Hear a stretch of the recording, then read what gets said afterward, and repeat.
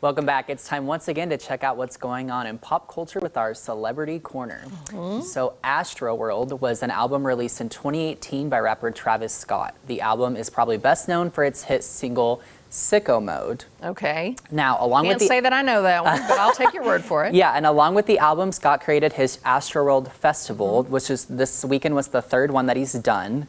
And probably the last one. Yes, and probably the last one. So this weekend, the Astroworld Festival took place in Houston with fans flying in from all over the world.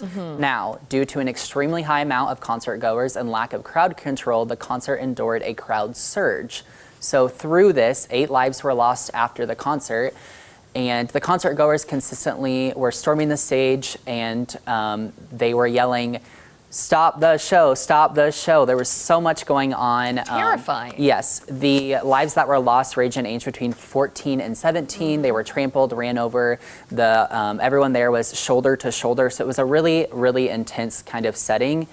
But yeah, what do you think about this? You know, I saw this Saturday morning when I woke up, and I saw a news report, and I forwarded that to my daughters. Yeah. And I said, you know, if you are ever in a situation like this, try not to be, first of all, because all it takes is one, really. One person to start a panic and start pushing, and it can be deadly. There's a long way to go on this deal, because there are still people in the ICU over this Yes, thing. it is really intense. Travis Scott and his partner, Kylie Jenner, both issued statements and condolence with the families and all those lives lost at the concert. I think this is going to be kind of detrimental for his career for the time being. Also potentially detrimental for Kylie Jenner's career, as she's been big in the makeup world and such. So really sad situation. Yeah, and you know they're heartsick over it. I mean, there's certainly not anything they wanted to happen, but there's a long road to go on this deal. It is tragic, to say the least. All right.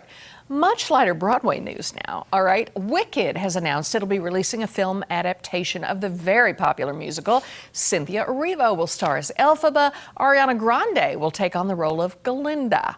Both women shared their social media for the announcement and to express their excitement of working together on the project. And for Grande, this is a lifelong dream fulfilled. Kristin Chenoweth, who played the original role of Glinda on Broadway, has been a mentor for her throughout her career. So that has to be such a rush for her. Yes. Chenoweth shared her congratulations with Grande by saying, "I'm not sure if I've ever been this proud from the very first day I met you." And she also went on to share a tweet that Grande put out back in 2011 that said, "Loved seeing Wicked again. Amazing production.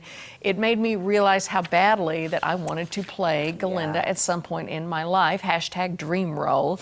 No other details about the film have been released at this time, but you know it's going to be good. I mean, just the buzz alone, I think is going to be great. And the fact that they're all so very talented. And we'll just see what Hollywood does with it. I am super excited. Ariana Grande, as you just said, has been wanting to be in Wicked for a long time. I think she definitely has that personality for Broadway, so it'll be interesting to see her take the stage. And Cynthia Erivo is super talented. She's so good. Yes, definitely the lesser known of the two, but super big in the UK. She played Harriet Tubman in a musical a while back. I mean, she was amazing in Harriet. Yes, she is so talented. Great.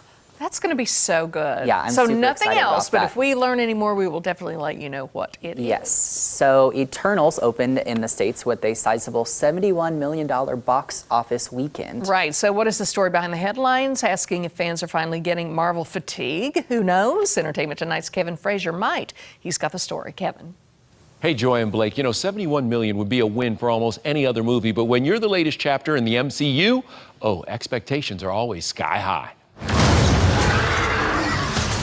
Eternals took the #1 box office spot, bringing in over $161 million globally, and was the 4th biggest opening of the pandemic era. So why are some reports crying fail? This is what the end of the world looks like. At least we have front row seats. Well, early projections had Angelina's Marvel debut opening somewhere between 75 and 80 million, so the 71 million is a bit shy. Marvel is hoping the fans' word of mouth will boost the box office in the 2nd and 3rd week, and having such a close cast is sure helping. There's a scene in the film that's very us, and I think bonded us. We're really connected. There's something about this film that creates...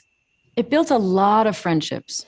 Yep, a lot of eternal bonds were made while shooting this superhero adventure, but the relationship that's got everyone's attention? The love triangle between Gemma Chan and Game of Thrones Stark brothers Kit Harrington and Richard Madden. How long were you together? 5,000 years. Well, I guess you can call that long term.